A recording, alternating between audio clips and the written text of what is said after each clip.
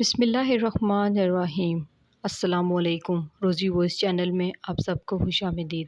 آج میں آپ کے لیے ایک بہت ہی اچھی اور دلچسپ کہانی لے کر آئی ہوں۔ کہانی شروع کرنے سے پہلے آپ سب سے گزارش ہے کہ آپ نے اگر ابھی تک میرے چینل کو سبسکرائب نہیں کیا تو میرے چینل کو سبسکرائب کیجیے، ساتھ جو بیل آئیکن ہے اس کو بھی کلک کیجیے تاکہ ہر نئی آنے والی ویڈیو آپ تک آسانی سے پہنچ سکے۔ جب بھی میرا رشتہ آتا تو میری ماں خواجہ سرا بہن کو دکھا دیتی تو رشتے سے انکار ہو جاتا۔ ایک دن تنگ آ کر میں نے اپنی خواجہ سرا بہن کو ایک لڑکے کے ساتھ بھگا دیا اور مشہور کر دیا وہ تو گھر سے بھاگ گئی ہے۔ سال بعد لڑکا لوٹا اور بچہ اماں کی گود میں پھینک کر بولا، تیری بیٹی یہ منحوس بچہ پیدا کر کے مر گئی ہے۔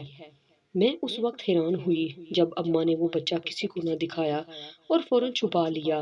اب اماں ہر وقت اسے چھپا کر رکھتی، مگر وہ بچہ اتنی کرامت والا تھا کہ میرا رشتہ ہو گیا اور دولت کی ریل پیل ہو گئی۔ ایک دن اماں کی غیر موجودگی میں جو ہی اس کے چہرے سے کپڑا ہٹایا تو سر پر آسمان ٹوٹ پڑا، کیونکہ وہ تو تمام خواجہ سراؤں کا۔ میں نے بہت کم عمری میں ہی نفرت جیسے جذبات کو محسوس کرنا شروع کر دیا تھا۔ میں گھر کی بڑی بیٹی تھی، میرے والدین مجھ پر جان چھڑکتے تھے، دادی اٹھتے بیٹھتے میرا ہی دم بھرتی تھی۔ 4 سال تک میں سب ان کی آنکھوں کا تارا بنی رہی تھی۔ پھر میرا اسکول میں ایڈمیشن ہو گیا تھا۔ ایک دن جب میں اسکول سے گھر واپس لوٹی تو پہلے کی طرح کوئی بھی مجھے لینے گیٹ پر نہ آیا۔ میں بہت حیران ہوئی تھی۔ پہلے تو جیسے ہی گھر قدم رکھی، ایک طرف سے امی بھاگ کر میرے پاس آتی تو ایک طرف سے میری دادی۔ میں ان کی محبتوں میں پلی بڑی تھی۔ میں جلدی سے امی کے کمرے کی جانب بڑھی تھی۔ وہ بیڈ پر ایک ننھی سی پری کو اپنے پہلو میں لٹائے ہوئے تھی۔ میری دادی بھی اس بچے کو دیکھ دیکھ کر بلائیں لے رہی تھی۔ میں ایک دم غصے سے بولی، یہ کون ہے؟ یہ ہمارے کمرے میں کیا کر رہی ہے؟ میری دادی مسکرا کر بولی، نازش، یہ تمہاری بہن ہے، آج ہی ایک پری شاپر میں ڈال کر لائی ہے، اب یہ تم لوگوں کے ساتھ ہی رہے گی۔ میں چڑ کر بولی، دادی مجھے نہیں کوئی بہن چاہیے، آپ پری کو کہیں اسے اپنے ساتھ واپس لے جائے۔ میری دادی ہنس دی تھی۔ امی نے مجھے مجبور کیا کہ میں اپنی بہن کو گود میں لوں اور اسے پیار کروں۔ میں بڑی ہونے لگی تھی اور وہ بھی بڑی ہو گئی تھی۔ وہ بہت ضدی تھی، اس کی نگاہ ہر اس چیز پر ہوتی تھی جس سے میں کھیلتی تھی۔ مجھے اس کی یہ حرکت بہت بری لگتی تھی۔ امی مجھے سمجھایا کرتی تھی کہ اس میں صبا کا کوئی قصور نہیں ہے، سب بچے ایسے ہی ہوتے ہیں، لیکن میں صبا سے چڑنے لگی تھی۔ میری امی جب گھر آگے پیچھے ہوتی تو میں صبا کو تھپڑ بھی مار دیا کرتی تھی۔ جب وہ رونے لگتی تو امی بھاگ کر میرے پاس آ کر پوچھتی کہ کیا ہوا ہے صبا کو، وہ کیوں رو رہی ہے؟ تو میں جھوٹ موٹ کہہ دیتی کہ وہ گر گئی ہے یا کچھ اور بہانہ کر لیتی تھی۔ یوں ہی وقت گزرتا گیا اور ایک اداس سے دن میں میری دادی کا انتقال ہو گیا۔ میں بہت غم زدہ تھی کیونکہ میری دادی تو مجھ پر جان نچھاور کیا کرتی تھی۔ اب میں 8 برس کی ہو چکی تھی جبکہ صبا ابھی 4 برس کی ہوئی تھی۔ ایک دن امی میرے پاس آئی اور کہنے لگی، نازش، تم ہمیشہ مجھ سے یہ سوال کرتی ہو نا کہ میں تم سے زیادہ صبا کا خیال کیوں رکھتی ہوں؟ کیونکہ تم ایک مکمل انسان ہو، بہت حسین ہو، جبکہ صبا حسین تو ہے مگر مکمل نہیں ہے، وہ خواجہ سرا ہے۔ میں حیران ہوئی اور بولی، یہ خواجہ سرا کیا ہوتا ہے؟ امی رونے لگی تھی، پھر بولی، جیسے میں ایک عورت ہوں اور تمہارے ابو ایک مرد ہیں، مگر صبا نہ تو عورت ہے اور نہ ہی مرد ہے۔ میں تب کم عمر تھی، اس لیے مجھے ان باتوں کی کچھ خاص سمجھ نہیں آتی تھی۔ میں بولی، امی پھر اس میں رونے والی کیا بات ہے؟ امی بولی، کیونکہ ہمارے معاشرے میں کوئی بھی خواجہ سرا کو عزت کی نگاہ سے نہیں دیکھتا، سب ان کو کم تر سمجھتے ہیں۔ میں غم زدہ ہوں کہ جب میں اور تمہارے ابو انتقال کر جائیں گے تو کون ہوگا جو اس کا خیال رکھے گا؟ تم تو خود لڑکی ہو، تمہاری شادی ہو جائے گی، مگر میری صبا کہاں جائے گی؟ میں نے اسے جھٹک دیا تھا کہ آج بھی امی کو بس صبا ہی کی فکر کھائی جا رہی ہے۔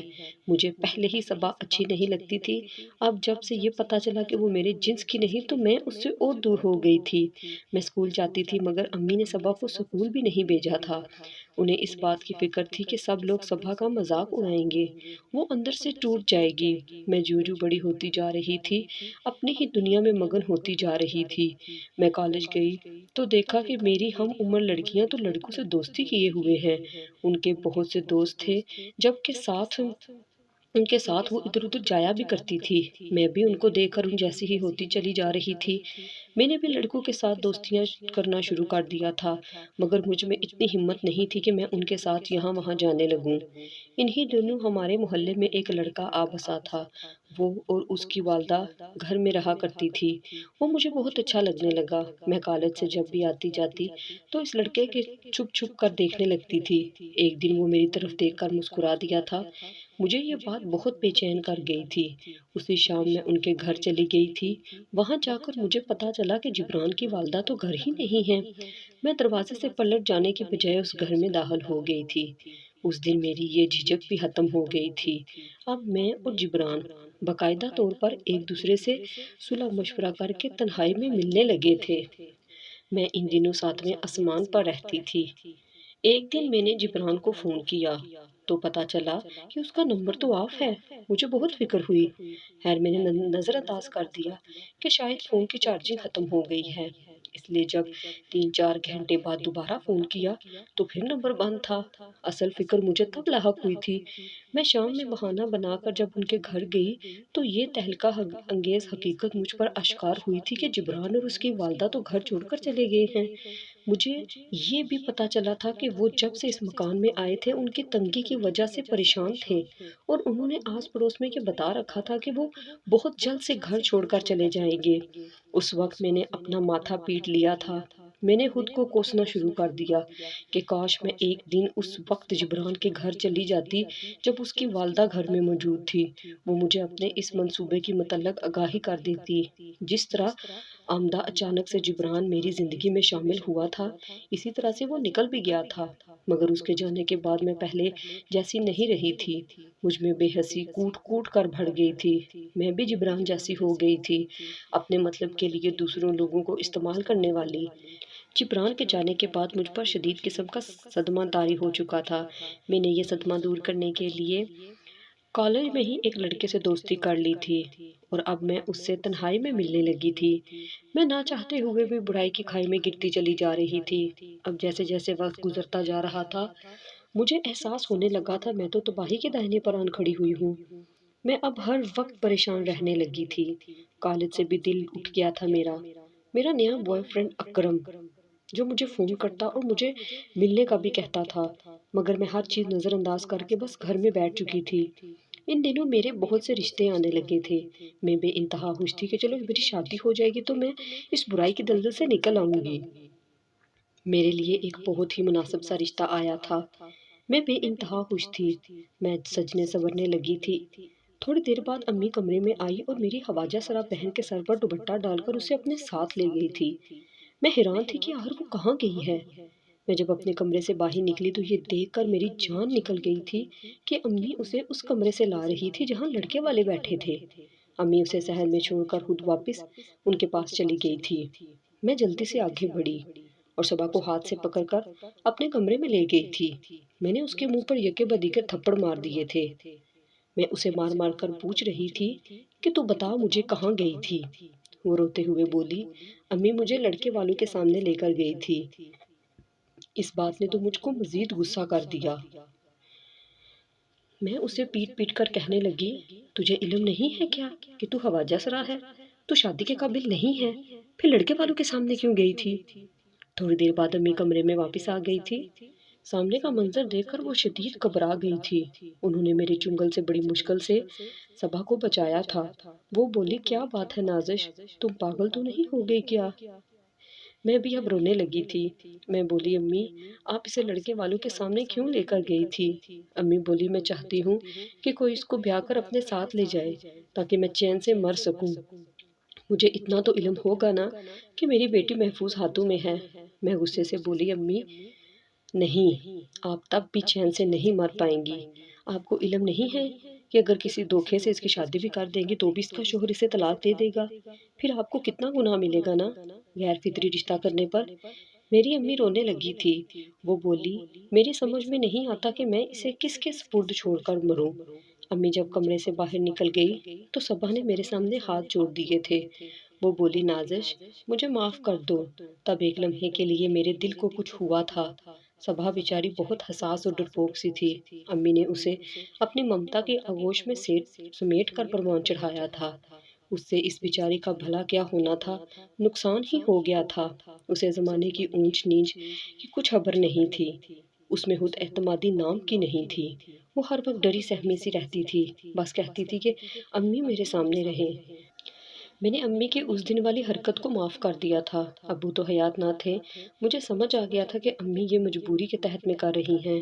ایک دن امی نے مجھے بازار بھیج دیا کہ بازار سے جا کر سبزی وغیرہ لے آؤں، کیونکہ میں بہت خود اعتماد تھی، میں بازار اکیلی چلی جایا کرتی تھی۔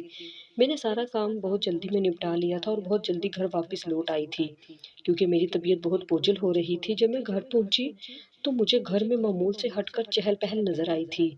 امی مجھے دیکھ کر بہت زیادہ گھبرا چکی تھی۔ میں سمجھ گئی تھی کہ کچھ نہ کچھ تو گڑبڑ ضرور ہے۔ میں نے صبا کا ہاتھ پکڑ لیا اور اسے اپنے ساتھ کمرے میں لے گئی۔ میں بولی، صبا مجھے ایک بات تو بتاؤ، آج گھر میں کون آیا تھا؟ صبا بہت زیادہ خوفزدہ تھی۔ اس نے ڈرتے ڈرتے مجھے بتایا کہ آج بھی رشتے والے آئے تھے۔ مجھے دیکھ کر انکار کر گئے۔